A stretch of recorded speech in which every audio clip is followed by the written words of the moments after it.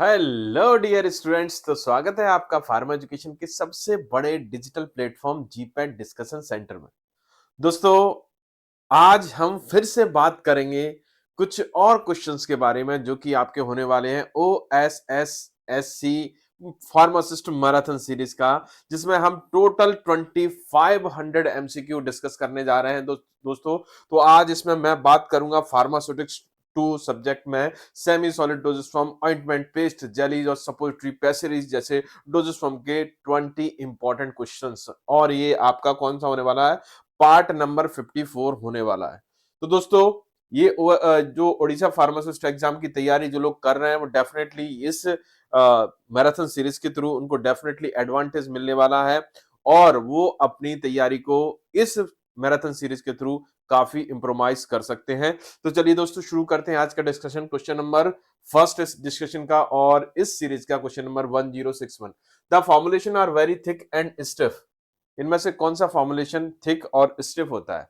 चलिए, बहुत अच्छा क्वेश्चन है। Option A paste, option B ointment, option C jellies और ऑप्शन डी पॉलिटाइस पॉलिटाइसिस। तो यहां पर अगर देखें हम कंपैरिजन करें इन सबका थिक और स्टिफ में, ऑइंटमेंट आपका सॉफ्ट होता है, जेलीज तो बहुत ज्यादा सॉफ्ट होती है और पॉलिटिस भी बहुत ज्यादा हार्ड नहीं होती, स्टिफ नहीं होती। इनमें अगर बात करें तो पेस्ट एक ऐसा डोजेस फॉर्म होता है जिसका जो कह सकते हैं कि जो सॉलिड कंटेंट का अमाउंट अप टू 50% तक होता है, जिसके कारण ये थिक और स्टिफ भी होता है।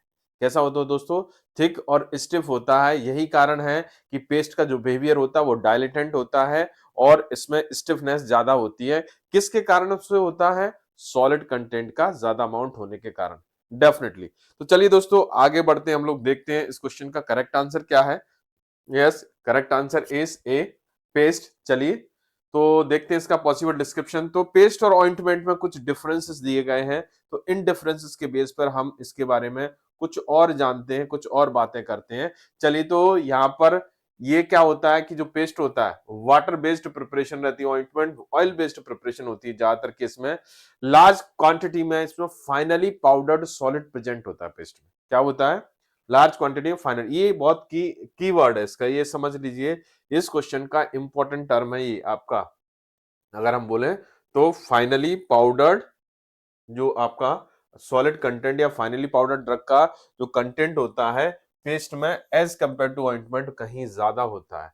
इसमें लेस अमाउंट होता है। इसमें कितना होता है? अप टू 50% तक होता है। ओके, इसमें कम होता है। फिर उसके बाद ये जो ग्रीजीनेस के बारे में बात करें तो ऑइंटमेंट के कंपैरिजन में ये लेस ग्रीजी होता है, बल्कि ऑइंटमेंट मोर ग्रीजी होता है। थिक और स्टिफ के बारे में बात कर ही चुके हैं। ऑइंटमेंट सॉफ्ट होते हैं, इनकी विस्कोसिटी ज्यादा होती है as compare to ointment. Ointment less viscous होते हैं। लेस पेनिट्रेशन पोटेंशियल होता है इनका, जबकि ऑइंटमेंट का पेनिट्रेशन पोटेंशियल क्या होता है? ज्यादा होता है। स्लोली अब्सॉर्ब होते हैं क्योंकि पेनिट्रेशन पोटेंशियल कम होता है। ये क्या होते हैं? आपके रैपिडली अब्सॉर्ब हो जाते हैं।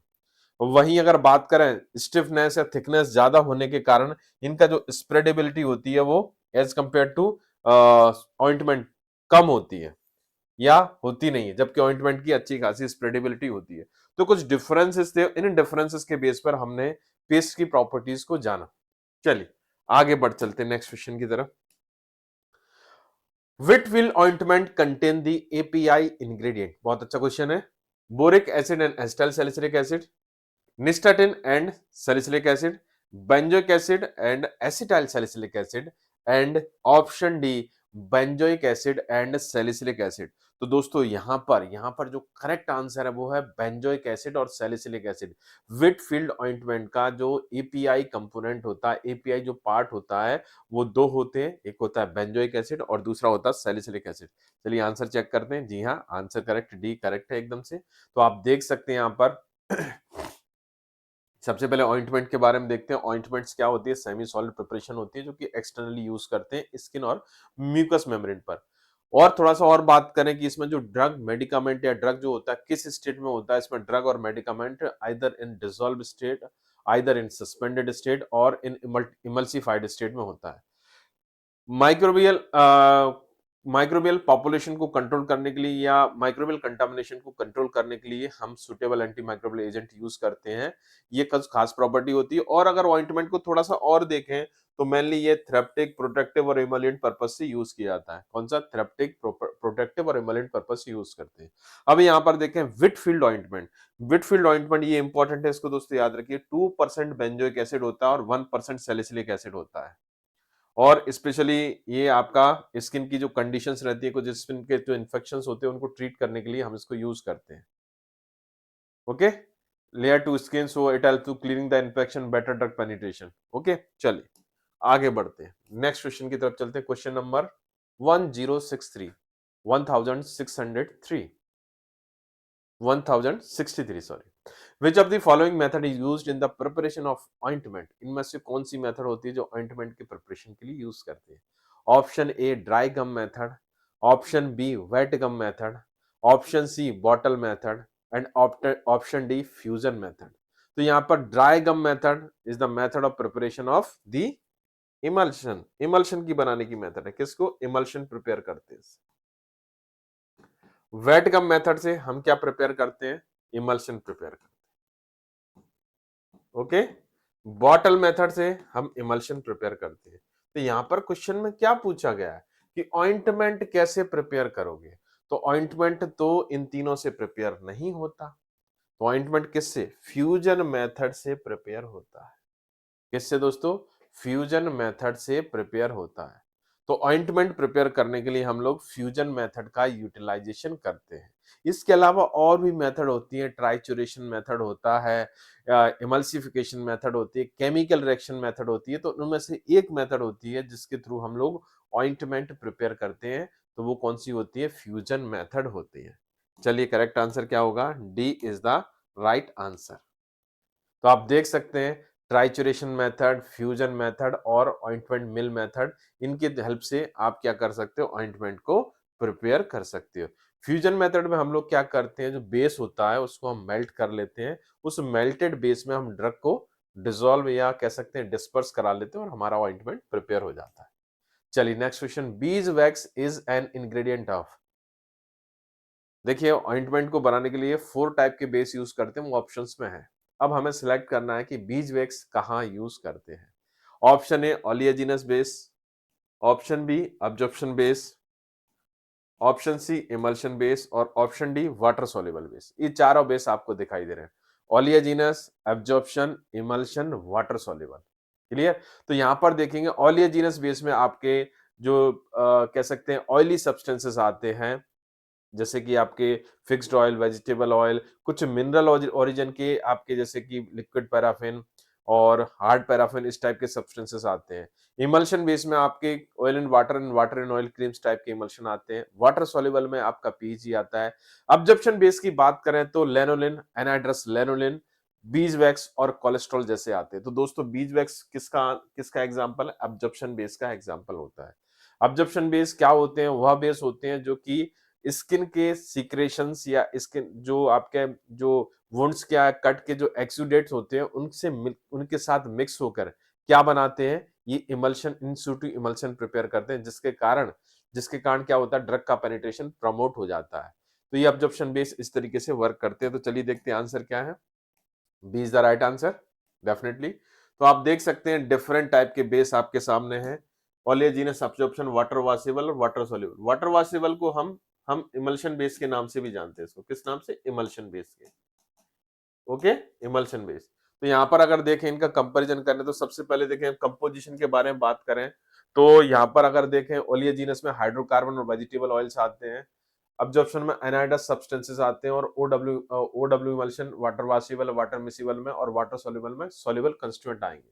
वाटर कंटेंट के बारे में बात करें तो ओलियजिनस एनाइडस होता है। अब्जॉर्प्शन एनाइडस और हाइड्रस दोनों हो सकता है, जबकि वाटर वॉशेबल और वाटर सोल्यूबल हाइड्रस होते हैं। वाटर अफिनिटी के बारे में बात करें तो ओलियजिनस हाइड्रोफोबिक होता है, जबकि सभी के सभी हाइड्रोफिलिक होते हैं। अगर हम मेल बात करें एग्जाम्पल के बारे में बात करें तो ओलियजिनस के example petrolatum, hard and liquid paraffin ये सब आएंगे। इसमें बूल फैट, बीज वैक्स जो कि क्वेश्चन में था, हाइड्रस बूल फैट, लेनोलिन, ये सब आएंगे इसमें। और इसके अलावा कोलेस्ट्रॉल भी होता है। यहाँ पर वाटर वासेबल इमल्सिफाइंग बेस और सॉफ्ट पैराफिन आएगा, जबकि वाटर सोल्यूबल मैक्रोगोल या कार्बोवैक्स, एक ही चीज होती है, मैक्रोगोल या कार्बोवैक्स आएंगे। तो यहाँ पर दोस्तों ये बहुत अच्छा क्वेश्चन है, इसलिए हमें सारी चीजें रिकॉल हो गई एक तरीके से, तो हम आंसर को बड़ी आसानी से सॉल्व कर सकते हैं। In case of suppositories base, in case of suppository base SFI stand for, चलिए एसएफआई का मतलब क्या होता है? Solidified fatty acid indexes, solid fluid indexes, solidified fatty acid incline, solid fat index. तो ये सपोजिटरी बेस में हम डिफरेंट टाइप के जो बेसिस होते हैं उनकी कुछ प्रॉपर्टीज होती हैं, जैसे acid value, saponification number, iodine number. तो उसमें एक इंपॉर्टेंट चीज होती है एसएफआई इंडेक्स। तो एसएफआई इंडेक्स जो होता है उसको डायलेटोमेट्री मेथड से हम लोग मेजर करते हैं, और इसका फुल फॉर्म होता है सॉलिड फैट इंडेक्स। क्या होता है दोस्तों इसका full form? Solid fat index. ये आपको याद रखना है, सॉलिड फैट इंडेक्स को बच्चों आपको याद रखना है कि एसएफआई का फुल फॉर्म क्या होता है, सॉलिड फैट इंडेक्स। चलिए देखते हैं, करेक्ट आंसर डी है। और आप देख सकते हैं यहाँ पर डिफरेंट टाइप की वैल्यूज या डिफरेंट टाइप की डेफिनेशन जो कि आपके सपोजिटरी वेस्ट से रिलेटेड है। तो मैं थोड़ा सा रिकॉल करना चाहूंगा, जैसे hydroxyl value, the minimum number of milligram of potassium hydroxide required to neutralize the acetic acid. किसका? KOH की क्वांटिटी जो कि एसिटिक एसिड को न्यूट्रलाइज कर दे। किस एसिटिक एसिड को न्यूट्रलाइज कर रहे हैं? कि जो 1 ग्राम फैट को एसिटाइलेट कर दे। तो ये हाइड्रोक्सिल वैल्यू हो गया। फिर सपोनिफिकेशन वैल्यू क्या होती है? Amount of potassium hydroxide. ये क्या होता है? अमाउंट ऑफ पोटेशियम हाइड्रोक्साइड जो किसको? फ्री फैटी एसिड को या फ्री एसिड को न्यूट्रलाइज कर दे, उसको सपोनिफिकेशन वैल्यू बोलते हैं। Iodine number, the number of gram iodine that react with 100 gram of fat या other unsaturated material called the iodine value. Water number, the amount of water in gram that can be incorporated in the 100 gram of the fat. Okay, acid value, the number of milligram of potassium hydroxide required to neutralize the free acid in 1 gram of substances. उसके बाद है solidification point, it reflect the time required to solidifying the base when chilled in the mold. मतलब solidify होने में कितना time लगता है किसी बेस को, उसको सॉलिडिफिकेशन पॉइंट बोलते हैं, मतलब कितना टाइम लगेगा। सॉलिड फैट इंडेक्स, ये ग्राफ होता है जिसमें आपका लिक्विफिकेशन ऑफ क्या कहते हैं, जो आपका बेस होता है और उसकी मेल्टिंग रेंज के बीच में क्या डिस्टेंस होता है, उसको रिप्रेजेंट करने के लिए, उसके बिहेवियर को रिप्रेजेंट करने के लिए हम एसएफआई का यूटिलाइजेशन करते हैं। चलिए, तो ये हो गया डिस्कशन। चलिए आगे बढ़ते हैं। The number of parts by weight of medicament that displace 1 part by weight of base. Suppository को जब बनाते हैं तो सपोजिटरी में हमारे पास क्या होता है? बेस होता है और प्लस ड्रग होता है। लेकिन यहां पर ड्रग की डेंसिटी अलग अलग होती है। तो ड्रग की डेंसिटी अलग अलग होने के कारण क्या होता है, कई बार आपकी जो मोल्ड होती है सपोर्टिव, कभी बार ओवरफिल भी हो सकती है और अंडरफिल भी हो सकती है। तो इस प्रॉब्लम से निजात पाने के लिए हम लोग क्या करते हैं, सपोजिटरी को कैलिब्रेट करते हैं। तो उसके लिए एक वैल्यू की जरूरत पड़ती है, उस वैल्यू को नाम देते हैं हम डिस्प्लेसमेंट वैल्यू। तो डिस्प्लेसमेंट वैल्यू का मतलब क्या होता है? Number of part by weight of the medicament. Drug की वह क्वांटिटी जो 1 पार्ट वेट को डिस्प्लेस कर दे, उसको बोलते हैं डिस्प्लेसमेंट वैल्यू। हर ड्रग की अपनी एक यूनिक डिस्प्लेसमेंट वैल्यू होती है। तो यहां पर दोस्तों जो करेक्ट आंसर होगा हमारा इस क्वेश्चन का, जो करेक्ट आंसर है वो है डिस्प्लेसमेंट वैल्यू। यस, चलिए देखते हैं। Yes, correct answer displacement value. तो आप देख सकते हैं यहाँ पर डिस्प्लेसमेंट वैल्यू की डेफिनेशन। तो यहाँ पर कुल मिला के बात है कि जो डिस्प्लेसमेंट वैल्यू के हिसाब से हम क्या करेंगे, उसको कैलिब्रेट कर लेते हैं। तो यहाँ पर देखिए, जैसे कि सपोज करिए आपके पास 10 ग्राम का मोल्ड है, तो इसमें जरूरी नहीं 10 ग्राम में पूरा का पूरा क्या बेस यूज होगा, तो इसमें कुछ ड्रग वाला पार्ट भी यूज होगा। तो ड्रग यूज होगा, ड्रग की, तो ड्रग कैसे यूज करेंगे हम? डीवी के हिसाब से यूज करेंगे, डिस्प्लेसमेंट वैल्यू के हिसाब से। तो कुछ पार्ट ड्रग का रहेगा, कुछ पार्ट बेस का रहेगा, तब जाकर हमारा क्या बन पाएगा, हमारा मोल्ड बन पाएगा। चलिए आगे बढ़ चलते हैं। Compressed tablet used as a vaginal suppository is 3 gram in weight and conical shape, 5 gram in weight and globular shape, 1 gram in weight and oviform shape, 2 gram in weight and pencil shape। तो दोस्तों यहाँ पर बड़ा simple है, इसको आपको याद रखना चाहिए। सबसे पहली चीज तो वेजाइनल सपोर्टरी का जो शेप होता है वो कॉनिकल शेप होता है, और जो वेट होता है वो 3 ग्राम होता है। कितना होता है? 3 ग्राम। तो करेक्ट आंसर क्या हो जाएगा दोस्तों? ए इज द राइट आंसर। आप देख सकते हैं यहाँ पर डिफरेंट टाइप की सपोजिटरीज दी गई हैं और उनके स्पेसिफिकेशन दिए गए, ये हमें याद रखना जरूरी है। जैसे कि हम बात करें रेक्टल सपोजिटरी को देखें, अडल्ट के लिए 2 ग्राम का डोज होता है और चिल्ड्रन के लिए 1 ग्राम, टॉर्पीडो शेप होता है। वेजाइनल सपोर्टरी जो कि क्वेश्चन में था, इसको पैसिरीज के नाम से जानते हैं। दोस्तों रेक्टल सपोर्टरी को सपोर्टरी के नाम से ही जानते हैं, लेकिन वेजाइनल सपोर्टरी को पैसिरीज के नाम से जानते हैं। और यहाँ पर जो वेजाइनल टैबलेट या कैप्सूल्स इसके फॉर्म में प्रिपेयर करते हैं वो 3 टू 5 ग्राम के होते हैं, कॉनिकल शेप होता है। यूरिथ्रल सपोर्टरी यूरिथ्रा में यूरिथ्रल में एडमिनिस्ट्रेशन करने के पर्पज से बनाई जाती है, और इसका जो कह सकते हैं इसका जो सिनोनिम होता है वो बगीज होता है। मेल के लिए 4 ग्राम, फीमेल के लिए 2 ग्राम, और लेंथ इसकी 60 टू 75 mm होती है और पेंसिल शेप होती है।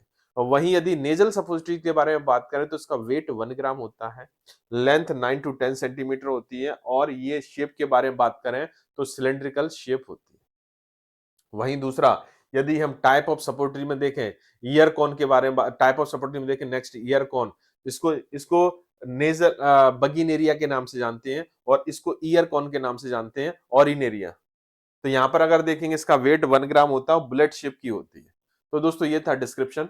चलिए डिस्क्रिप्शन के बाद एक इंपॉर्टेंट इंफॉर्मेशन आप लोगों के लिए, जो student OSSC government pharmacist vacancy के लिए इंतजार कर रहे थे, उनका इंतजार खत्म हो चुका है, क्योंकि उड़ीसा गवर्नमेंट ने 1002 वैकेंसी आप लोगों के लिए अनाउंस की है।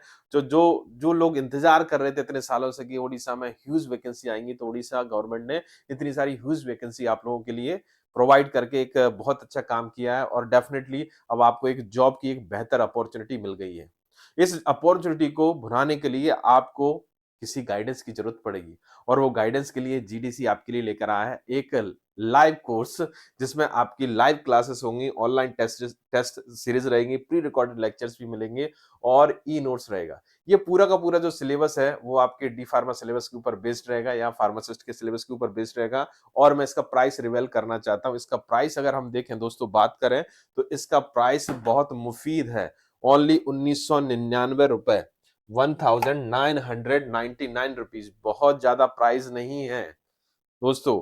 तो देर किस बात की, आज ही अपना फोन उठाइए और फटाफट से इंस्टॉल कीजिए जीडीसी क्लासेस ऐप, और पे करके, इतना सा पैसा पे करके आप जुड़ जाइए, अपने लक्ष्य की प्राप्ति तक लगे रहिए। चलिए आगे बढ़ते हैं नेक्स्ट क्वेश्चन की तरफ। What is the melting point of beta polymorph of cocoa butter? 24 degree centigrade, 28 to 31 degree centigrade, 34 to 35 degree centigrade, 18 degree centigrade. तो मैं आपको बताना चाहूंगा कि जो आपका सपोजिटरी होता है उसको बनाने के लिए हम लोग बेस की जरूरत पड़ती है। इसमें ओलियाजिनस बेस होता है, water miscible, water soluble base होते हैं, और मल्सीफाइंग बेस भी यूज किए जाते हैं। तो यहाँ पर सबसे ज्यादा जो इंपॉर्टेंट रहता है फैटी बेस या ओलियाजिनस बेस रहते हैं। इनमें सबसे इंपॉर्टेंट जो होता है आपका कोकोआ बटर होता है। कोकोआ बटर, जिसको हम थियोब्रोमा ऑयल के नाम से भी जानते हैं, पॉलीमॉर्फिज्म शो करता है। इसके 4 पॉलीमॉर्फिक फॉर्म होते हैं, अल्फा, बीटा, बीटा डैश और गामा। इनमें से 3 फॉर्म अल्फा, बीटा डैश और गामा मेटास्टेबल होते हैं, जबकि बीटा पॉलीमॉर्फिक फॉर्म होता है वो स्टेबल होता है। और आपको पता ही है कि जो स्टेबल पॉलीमॉर्फिक फॉर्म होता है उसका मेल्टिंग पॉइंट सबसे ज्यादा होता है। तो यहाँ पर अगर ऑप्शन में बात करें, 24 degree, 28 to 31, 34 to 35, 18 degree centigrade, तो यहाँ पर मैक्सिमम टेम्परेचर कितना है? 34 टू 35। तो ये कोकोआ बटर के बीटा फॉर्म का मेल्टिंग पॉइंट है। तो करेक्ट आंसर क्या हो जाएगा बच्चों? यहाँ पर 34 से 35 degree centigrade. C is the right answer. चलिए C is the right answer. तो आप देख सकते हैं यहाँ पर अल्फा फॉर्म का melting point 24, beta dash form का 28 से 28 टू 31, बीटा फॉर्म का 34 टू 35, गामा का सबसे कम 18। ये सबसे ज्यादा स्टेबल फॉर्म बीटा है, बाद बाकी फॉर्म मेटा स्टेबल होते हैं। चलिए आगे बढ़ते हैं। S F I solid fat index is measured by, ये मैंने आपको बताया भी था कि सॉलिड फैट इंडेक्स को मेजर करने के लिए आप क्या करोगे। और चलिए क्वेश्चन भी आ गया। Potentiometry, amperometric titration, voltammetry, dilatometry. तो दोस्तों यहां पर बड़ा सिंपल सा आंसर है, इसको याद रखना है।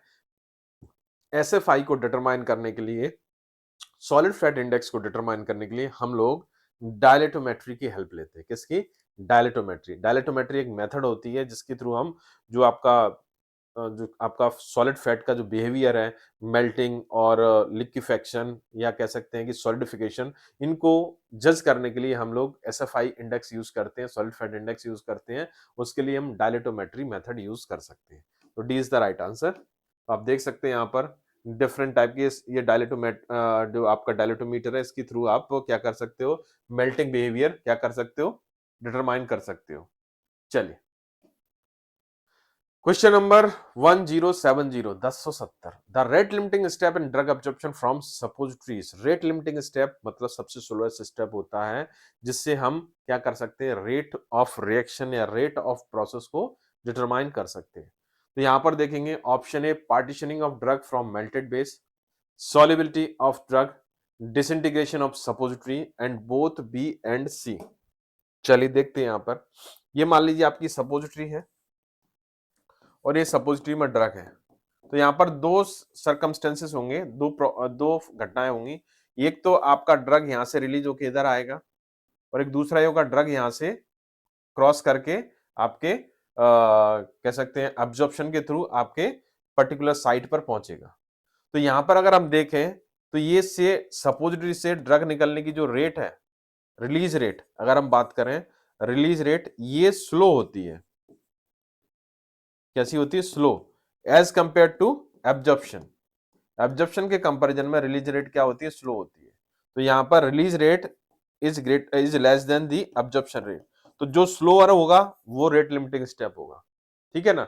और स्लोअर होने का कारण क्या है इसमें, ठीक है ना, स्लोअर होने का कारण क्या होगी कि यहां पर क्या होता है कि जो आपका ड्रग सब्सटेंस है की पार्टीशनिंग आपके सपोजिटरी बेस में ज्यादा होती है, या कह सकते हैं सपोजिटरी मेल्ट हो जाएगी, उसके बाद मेल्टेड बेस में पार्टीशनिंग ज्यादा होगी, तो इसलिए ये रेट लिमिटिंग स्टेप हो जाएगा।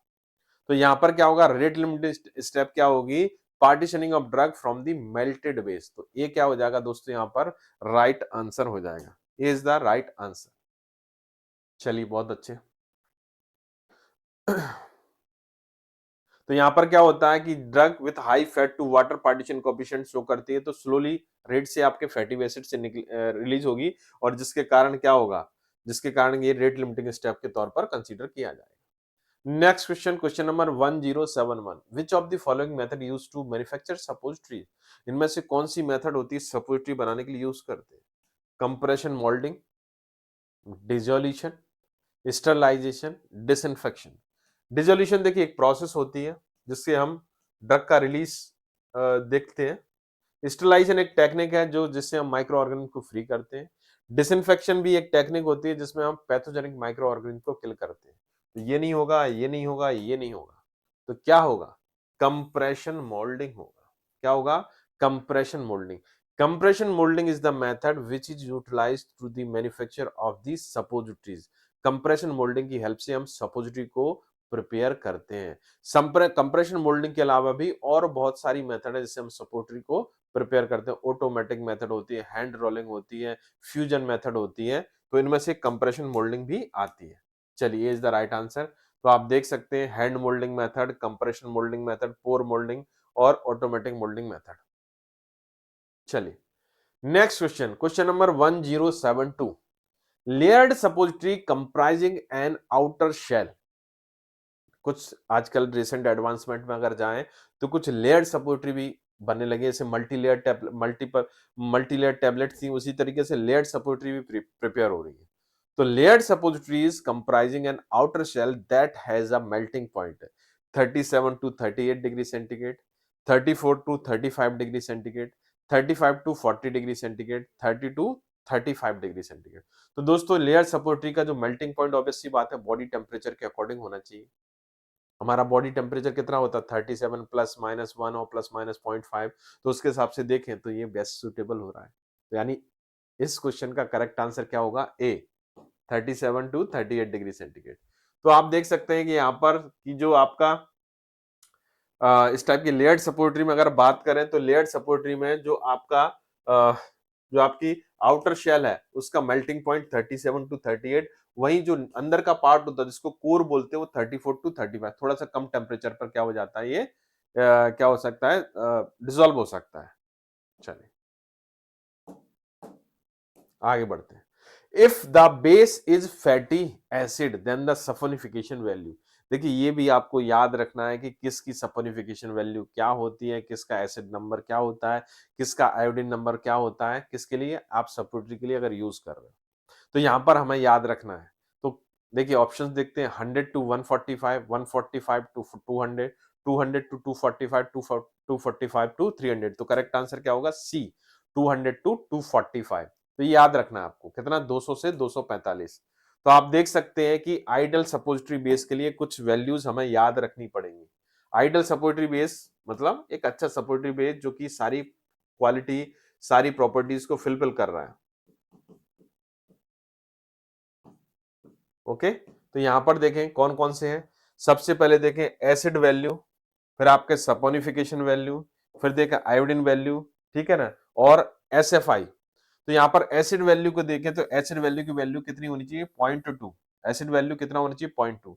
सपोनिफिकेशन वैल्यू कितना होना चाहिए, रेंज फ्रॉम 200 टू 245, 200 से 245 के बीच में होना चाहिए। आयोडीन वैल्यू कितना होना चाहिए, लेस देन 7 होना चाहिए, 7 से कम होना चाहिए, याद रखना। तो acid value less than 0.2, saponification value 200 to 245, iodine value less than 7। और एक इंपॉर्टेंट चीज, मेल्टिंग पॉइंट और सॉलिडिफिकेशन पॉइंट के बीच इंटरवल थोड़ा सा क्या होना चाहिए, कम होना चाहिए।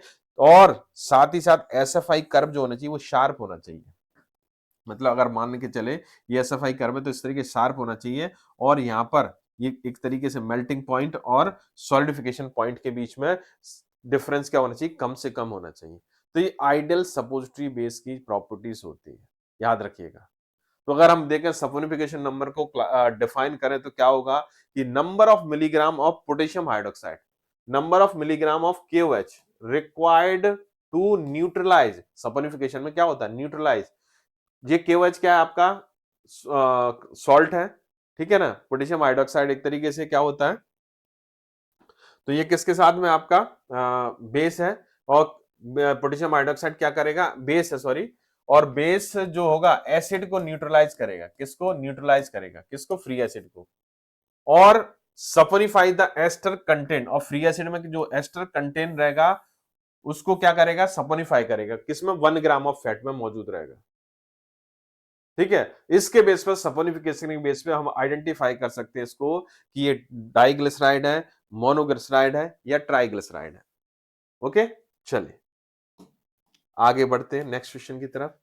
The liquefaction time of cocoa butter hydrogenated vegetable oil based suppositories, ये आपको याद रखना पड़ेगा। 30 to 50 minutes, 30 to 40 minutes, 11 to 17 minutes, और 3 टू 7 मिनट। तो यहां पर जो लिक्विफेक्शन टाइम होता है, लिक्विफेक्शन टाइम होता है वह टाइम होता है जिसमें कोई बेस मेल्ट होके लिक्विड स्टेट में आ जाता है। तो यहां पर अच्छे सपोर्टरी बेस की निशानी क्या होती है कि उसका लिक्विफिकेशन टाइम कम होना चाहिए, जल्दी से मेल्ट हो जाना चाहिए। और अगर हम यहां पर देखें तो कोकोआ बटर जो है आपका एक अच्छा सपोर्टिव बेस होता है। तो इसका जो अगर देखें इस ऑप्शंस में, इन ऑप्शंस में देखें तो सबसे कम जो मेल्टिंग टाइम है, लिक्विफेक्शन टाइम है, वो ये है 3 टू 7 मिनट। तो करेक्ट आंसर क्या हो जाएगा यहाँ पर, डी, 3 टू 7। यस, तो यहाँ पर कोकोआ बटर के बारे में कुछ देखते हैं हम, इसकी वैल्यूज कर। मोस्ट वाइडली यूज सपोर्टरी बेस है, मेल्टिंग पॉइंट 30 टू 35 है, आयोडीन वैल्यू 34 से 38 होती है, acid value not more than 4 होना चाहिए, लिक्विफेक्शन टाइम 3 टू 7 होना चाहिए, पॉलीमॉर्फिन शो करता है। ये इंपॉर्टेंट चीज है किसके बारे में, कोकोआ बटर। ये फिर से मैं रिकॉल करूंगा, iodine value 30 to 38, melting point 30 to 35, acid value not more than 4, liquefaction time 3 to 7। चलिए आगे बढ़ चलते हैं। Whitfield ointment is prepared by the which of the following method? Fusion method, trituration method, chemical reaction method, और all of these। तो ये important है, आपको याद रखना है। फ्यूजन जो आपका विटफील्ड ऑइंटमेंट होता है, जो आपका ट्राइचुरेशन मेथड से प्रिपेयर किया जाता है, किससे, ट्राइचुरेशन मेथड से। अगर कोई एग्जांपल पूछे आपसे कि एक एग्जांपल बताओ कि विटफील्ड ऑइंटमेंट कैसे प्रिपेयर करोगे, तो वो ट्राइचुरेशन मेथड से प्रिपेयर किया जाता है। ये आप देख सकते हैं, डिफरेंट टाइप की मेथड्स हैं। आप देख सकते हैं कि फ्यूजन मेथड से आप सिंपल ऑइंटमेंट प्रिपेयर करते हो, ट्राइचुरेशन मेथड से आप विटफील्ड ऑइंटमेंट प्रिपेयर करते हो, और केमिकल रिएक्शन से आप आयोडीन ऑइंटमेंट प्रिपेयर करते हो। ये याद रखिएगा, इंपॉर्टेंट है। तो विटफील्ड ऑइंटमेंट के लिए कौन सा, विटफील्ड ऑइंटमेंट के लिए ट्राइचुरेशन मेथड आप यूज करोगे, कौन सा, ट्राइचुरेशन। चलिए एक और इम्पोर्टेंट इन्फॉर्मेशन आप लोगों के लिए, जो बच्चे ओएसएससी गवर्नमेंट फार्मासिस्ट एग्जाम और मल्टीपर्पज हेल्थ वर्कर एग्जाम की तैयारी कर रहे हैं और अगर केवल टेस्ट सीरीज ज्वाइन करना चाहते हैं तो जीडीसी उनके लिए लेकर आया फ्री टेस्ट सीरीज टोटली, जिसमें आपके बहुत सारे फ्री ऑनलाइन टेस्ट होने वाले हैं दोनों एग्जाम्स के लिए। अगर हम देखें मल्टीपर्पज हेल्थ वर्कर के लिए भी और आपके फार्मासिस्ट एग्जाम के लिए भी, तो ये totally free online test series है। इसमें इसके लिए आपको क्या करना है, केवल गूगल प्ले स्टोर पर जाकर हमारा जीडीसी क्लासेस ऐप को डाउनलोड करना है, उसको इंस्टॉल करना है, प्रॉपर रजिस्टर्ड करना है और ये कोर्स आपको दिखाई देने लगेंगे वहां पर, तो इसको ज्वाइन कर लेना आपको। चलिए 1076, taking up a certain amount of liquid by a gel without a measurable increase in the volume is termed as imbibition, swelling, zero-gel, syneresis। चलिए देखते हैं यहां पर, तो यहां पर क्या हुआ है कि without a measurable increase in the volume, volume change नहीं हो रहा। सबसे इंपॉर्टेंटली स्वेलिंग में क्या होता है, वाटर अपटेक होता है, क्या होता है, वाटर अपटेक होता है और क्या हो जाता है, वॉल्यूम जो होता है वो इंक्रीज हो जाता है। वाटर अपटेक होगा, वॉल्यूम इंक्रीज होगा डेफिनेटली। जीरो जेल क्या होता है, वह हाइड्रोजेल होता है, वह हाइड्रोजेल होता है जिससे क्या हो जाता है, लार्ज अमाउंट में क्या हुआ, वाटर रिलीज कर दिया, लार्ज अमाउंट में वाटर रिलीज हो गया, वाटर निकल गया इसका, ठीक है ना, किससे, आपके हाइड्रोजेल से। मतलब हाइड्रोजेल कैसा हो गया, डिहाइड्रेटेड हो गया। तो हाइड्रोजेल जब कन्वर्ट हो जाता है किसमें, आपके डिहाइड्रेटेड जेल में। डिहाइड्रेट मतलब 100% डिहाइड्रेटेड नहीं हुआ है, कुछ परसेंट वाटर अभी भी है, तो उस जेल को बोलते हैं हम जीरो जेल। तो ये भी नहीं होगा, ये भी नहीं होगा। सिनरेसिस में देखेंगे कि पार्टिकल पार्टिकल इंटरेक्शन होता है, जो आपका हाइड्रोजेल होता है, हाइड्रोजेल में जो पार्टिकल्स रहते हैं, पॉलीमेरिक पार्टिकल रहते हैं, उनके बीच क्या होता है, इंटरेक्शन कॉज होता है, जिसके कारण वाटर जो होता है या लिक्विड जो होता है स्क्वीज आउट हो जाता है। कैसा हो जाता है, स्क्वीज आउट, जिसके कारण आपका जेल जो होता है वो श्रिंक हो जाता है, इसको बोलते हैं हम सिनरेसिस। तो ये भी नहीं होगा। तो इसमें तो वॉल्यूम टेकिंग और but not increase the volume, water intake कर रहा है, लिक्विड इनटेक कर रहा है, लेकिन no change in the volume, volume increase नहीं हो रहा, तो इसको बोलते हैं इम्बाइबेशन। क्या बोलते हैं दोस्तों, इम्बाइबेशन। तो करेक्ट आंसर यहां पर इस क्वेश्चन का जो राइट आंसर है वो है ए, इम्बाइबेशन। चलिए देख सकते हैं आप, ए इज द राइट आंसर। और ये डिफरेंट टाइप की मैंने आपको बताया था, इम्बाइबेशन, स्वेलिंग, सिनरेसिस, और एक और होता है thixotropy, reversible gel to salt transformation, क्या कहलाता है, थिक्सोट्रॉपी कहलाता है। चलिए next question, following which are the type of base are used for the preparation of paste except, paste की प्रिपरेशन करने के लिए सभी के सभी बेस यूज किए जाते हैं केवल एक को छोड़कर। वो बेस क्या है, option A hydrocarbon base, option B water miscible base, option C water soluble base और ऑप्शन डी इमल्सिफाइंग बेस। तो यहाँ पर हाइड्रोकार्बन यूज करते हैं, वाटर मिसिबल यूज करते हैं, वाटर सोल्यूबल बेस यूज करते हैं, लेकिन इमल्शन बेस यूज नहीं किया जाता। तो करेक्ट आंसर क्या है, D is the right answer. तो आप देख सकते हैं hydrocarbon base, soft liquid paraffin इसमें, वाटर मिसिबल बेस में इमल्सिफाइंग ऑइंटमेंट बेस और वाटर सोल्यूबल बेस में आपका पीजी आप यूज करते हो। चलिए आगे बढ़ते हैं। Which of the following is example of ointment base, ointment base का कौन सा एग्जांपल होता है, water soluble, absorption, oleaginous, D all of these. तो यहां पर अगर देखेंगे वाटर सोल्यूबल बेस भी यूज करते हैं हम, अब्जॉर्प्शन बेस भी यूज करते हैं ऑइंटमेंट बेस के लिए, ओलियजिनस भी यूज करते हैं और एक वाटर मिसिबल या इमल्शन बेस भी यूज करते हैं। तो उस हिसाब से देखें सभी के सभी बेस यूज किए जाते हैं for the preparation of the ointment. तो करेक्ट आंसर क्या हो जाएगा, D is the right answer. Yes, D is the right answer. तो आप देख सकते हैं water soluble base, emulsion base, absorption base, oleaginous सभी के सभी यूज किए जाते हैं। आगे बढ़ चलते हैं। Oily silicon such as dimethion and cyclomethicone are the example of which type of ointment base, oleaginous base, absorption base, water removal base and water soluble base. तो आपको बताना चाहूंगा कि ना तो ये वाटर ऑब्जॉर्प्शन बेस होते हैं, ना ही वाटर रिमूवल, ना ही वाटर सोल्यूबल। ये होते हैं आपके ओलियजिनस बेस के एग्जांपल। किसके, ओलियजिनस बेस के एग्जांपल। देखते हैं आंसर, चलिए आंसर चेक करते हैं। ए is the right answer.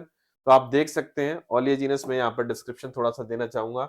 ओलियजिनस base में अगर देखें सबसे पहली कैटेगरी हाइड्रोकार्बन आते हैं, हाइड्रोकार्बन में आपका पेट्रोलेटम जिसको हम सॉफ्ट पैराफिन के नाम से जानते हैं, मिनरल ऑयल जिसको हम लिक्विड पैराफिन, और हाइड्रोकार्बन वैक्सेस जो हार्ड पैराफिन के नाम से जाना जाता है। उसके बाद वेजिटेबल ऑयल में ऑयली सिलिकॉन जैसे डाइमेथिकॉन, साइक्लोमेथिकॉन यूज होता है। वहीं अब्जॉर्प्शन बेस में अगर हम बात करें, wool fat, beeswax, hydrous lanolin, anhydrous lanolin, और कह सकते हैं जो हाइड्रस लेनोलिन लेनोलिन होता है, जो एनाइड्रस लेनोलिन वूल फैट होता है, और कोलेस्ट्रॉल भी यूज करते हैं। वाटर रिमूवल बेस में आप इमल्सिफाइंग बेस और सब बेस यूज कर सकते हो, और आपका OW और WO टाइप के इमल्शन यूज कर सकते हो। वाटर सोल्यूबल यदि बात करें तो PG, मैक्रोगोल और कार्नोवेक्स आप यूज कर सकते हो। तो यहाँ पर दोस्तों चलिए आगे बढ़ते हैं। आज का लास्ट क्वेश्चन, इस लेक्चर का last question, the amount of active ingredient in each supportive do not depend on, amount of API in each supportive do not depend on, volume of the mould cavity depend करता है, specific gravity of the base depend करता है, volume variation between mould good machine of the mould should keep the volume of each cavity with in 2% desired volume करता है, लेकिन weight variation between supportive due to the consistency in the manufacturing process इसके ऊपर depend नहीं करता। ये पर depend नहीं करता, तो करेक्ट आंसर क्या हो जाएगा? C is the right answer. Yes, C is the right answer. आप देख सकते हैं पॉसिबल डिस्क्रिप्शन किसके ऊपर डिपेंड करता है, concentration in the mass, volume in the mold, specific gravity, volume variation, weight variation नहीं, वॉल्यूम वेरिएशन। और ठीक है, चलिए, तो दोस्तों ये थे आपके सेमी सॉलिड डोजेस फॉर्म और सपोजिटरी के इंपॉर्टेंट 20 क्वेश्चन। डेफिनेटली ये इंपॉर्टेंट, ये जो आपको 20 क्वेश्चंस जो आपने आज डिस्कस किए, इस लेक्चर में डिस्कस किए, तो डेफिनेटली इन क्वेश्चंस के थ्रू आपके कंसेप्ट बहुत सारे क्लियर हुए होंगे, बहुत सारे कंसेप्ट रिवाइज हुए होंगे, और आपकी जो उड़ीसा फार्मासिस्ट की तैयारी में आप लोग लगे हुए हैं, वो डेफिनेटली आपको एक और स्टेप आपको आगे बढ़ा देगा। तो दोस्तों अपना ख्याल रखिए इसी तरीके से, और पढ़ाई भी करते रहिए। मिलते हैं हम लोग जल्द ही नेक्स्ट लेक्चर में, नेक्स्ट पार्ट के साथ में, नए क्वेश्चंस के साथ में। तब तक अपना ध्यान रखिए और पढ़ाई करते रहिए। Thank you so much, take care, bye bye.